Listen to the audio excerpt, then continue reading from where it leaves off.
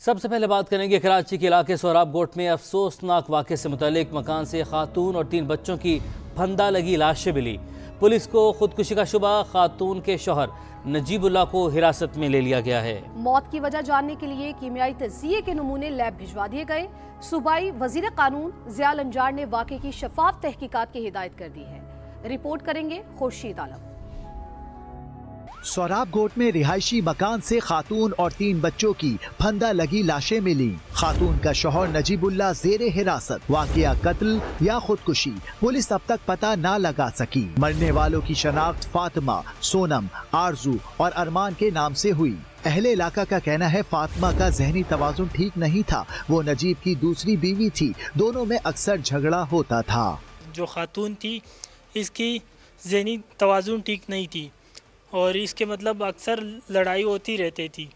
और इसके एक बीवी पहले भी थी, वो इसको छोड़ के गया हुआ था। दोस्त का कहना है नजीबुल्लाह के माली हालात अच्छे नहीं थे। हाल ही मैंने बोला क्या मसला है, रो रहा था तो उसने कहा कि मेरे बच्चे हैं, इसने खुदकुशी किया हुआ है। पहले ऐसी जिंदगी चल रहा था, अच्छी खुशी चल रहा था, सब कुछ। घर भी अभी लोगों ने खरीदा था, हमें इनवाइट करवाया था, अपने घर में दावत दिया। सूबाई वजीर कानून ज़िया लंजार ने पुलिस हुकाम को वाक़े की शफाफ तहकीकात की हिदायत कर दी। लाशों का पोस्टमार्टम मुकम्मल कर लिया गया। कीमियाई तज्जिये के लिए नमूने लैब भिजवा दिए गए। पुलिस का कहना है पोस्टमार्टम रिपोर्ट सामने आते ही वजह मौत मालूम हो जाएगी।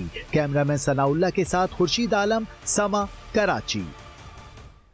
जिन्हें अरमानों से पाला, उनकी लाशें देखकर दिल दहल गया। हमारी किसी से कोई दुश्मनी नहीं। ज़ेरे हिरासत नजीबुल्लाह की समा से खुसूसी गुफ्तगू। बेटा गम से निढाल नजर आए। मैं 5 बजे अपने बेटे के साथ जाता हूँ मंडी में। आज हम 12 बजे आए तो दरवाजा खटखटाया, कोई भी नहीं खोल रहा था। मैंने कहा ऊपर से चाबी ले आ। जब ऊपर गया तो रोता हुआ आ गया। मैंने कहा क्या हुआ, बोलते ही नहीं था। ताला खोला इसने। जब मैं ऊपर गया देखा एक बेटा एक दीवार में टंगा हुआ, दूसरा दूसरे में। बीवी और बच्ची दरमियान में, पक्के की जगह में। लड़ाई भी नहीं है, कोई मसला भी नहीं है। समझ में नहीं आ रहा कि हो क्या गया मेरे साथ। ये किसी ने किया है या खुद किया, उसने मेरे को समझ में नहीं आ रहा है। देख के पागल हो गए हम। आप अंदर गए थे तो आपने क्या देखा था? मैं अंदर गया, दरवाजे ताले थे, ऊपर गया, दरवाजे थोड़ा सा खुला था, चाबी लगा था, मैंने देखा। एक और अफसोसनाक खबर, पुरानी दुश्मनी ने शादी के घर में सफ़े मातम बिछा दी। शिकारपुर में मुसल्लह अफराद की बारात पर फायरिंग, दुल्हे समेत 3 अफराद जाँ बहक, 4 जख्मी हो गए। लाशें घर पहुंचने पर कोहराम, मकतूलीन की नमाज जनाजा अदा कर दी गई। वरसा का कातिलों की फौरी गिरफ्तारी का मुतालबा। पुलिस के मुताबिक जतोई और मेहर बरादरी की दुश्मनी में अब तक 20 अफराद कत्ल हो चुके। मुल्जिमान को जल्द गिरफ्तार कर लेंगे।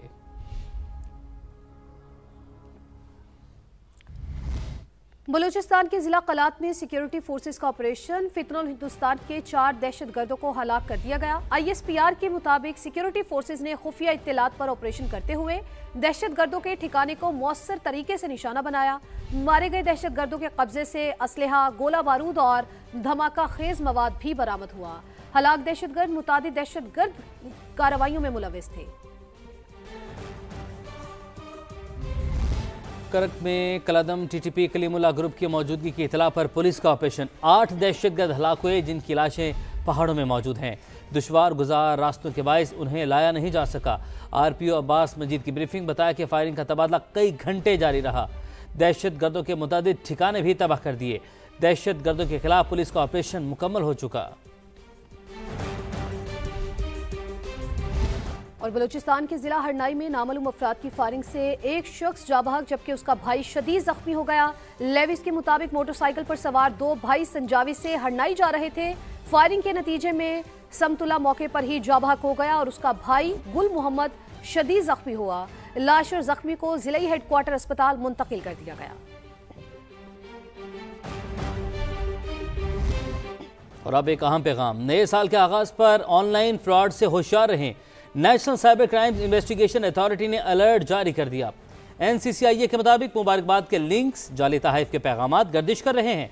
किसी अनजान लिंक पर क्लिक ना करें। अपना व्हाट्सएप कोड किसी के साथ शेयर ना करें। अलर्ट में कहा गया है कि अपनी खुशियों को हैकर्स की नज़र न लगने दें। फ्रॉडियों से महफूज रहें। दीगर खबरें शामिल करें। Peoples Party chairman Bilawal Bhutto का तहरीक इंसाफ को इंतहा पसंदी की सियासत छोड़ने का मशवरा। कहा, आज नहीं तो कल सियासी रवैया अपनाना होगा वरना नुकसान होगा। पीटीआई सियासी दायरे में वापस आए, यही बेहतर है।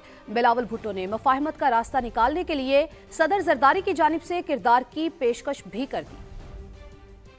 पीटीआई के लिए भी कि वो इंतहा पसंदी की सियासत छोड़ दे, वो अपना सियासत को सियासत के दायरे में वापस लेकर आए। सियासी जमातों को सियासी रास्ते निकालने चाहिए, यही तरीका है आगे बढ़ना है। आज नहीं तो कल वो सूरत हाल हमें बनाना पड़ेगा। इंतहा पसंदी वाली सियासत के जवाब में जो सख्ती होती है उस पर शिकायत नहीं होना चाहिए। अगर उनका रवैया कोई सियासी बनता है तो फिर उन जमातों के लिए शायद कोई सियासी गुंजाइश निकले। सदर जरदारी को अपना किरदार अदा करना पड़ेगा। सदर साहब में वो सलाहियत है कि वो सियासी जमातों और सियासत में वो मुफाहमत का किरदार अदा कर सकता है। पीपल्स पार्टी अगर ये कदम उठाती तो हमारे साथ क्या हशर किया जाता, इनके साथ तो कुछ हो ही नहीं रहा। दीवार पे लिखा हुआ है कि कोई जल्दी तो इलेक्शंस नहीं हो रहे। कल इलेक्शंस करने की कोई फायदा नहीं अगर फिर से आरओ इलेक्शन, फिर सिलेक्टेड इलेक्शन, फिर ये फॉर्म फलां के इलेक्शन के इल्जाम लगना है। बानी एमक्यूएम ने इमरान फारूक को कत्ल करवाया, बरतानिया में केस खुलवाएं, पेश होने को तैयार हूँ। रहनुमा एमक्यूएम पाकिस्तान मुस्तफा कमाल की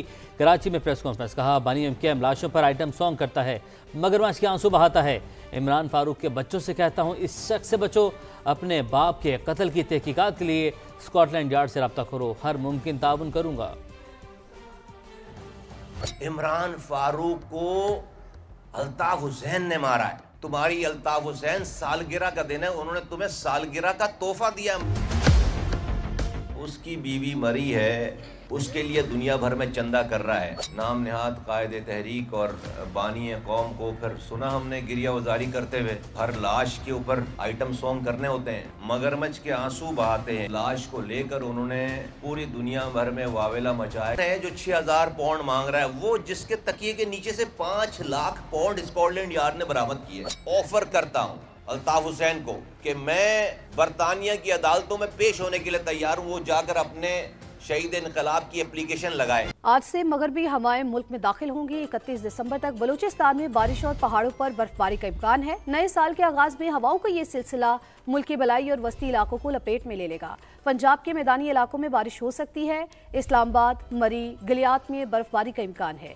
बलाई खैबर पख्तूनख्वा, गिलगित बल्तिस्तान में बर्फानी तूदे गिरने का खतरा है। आज मुल्क के बेशतर इलाकों में मौसम शदीद सर्द और खुश्क रहने की पेशगोई की गई है। पंजाब और बलाई सिंध के मैदानी इलाकों में धुंध छाई रहेगी।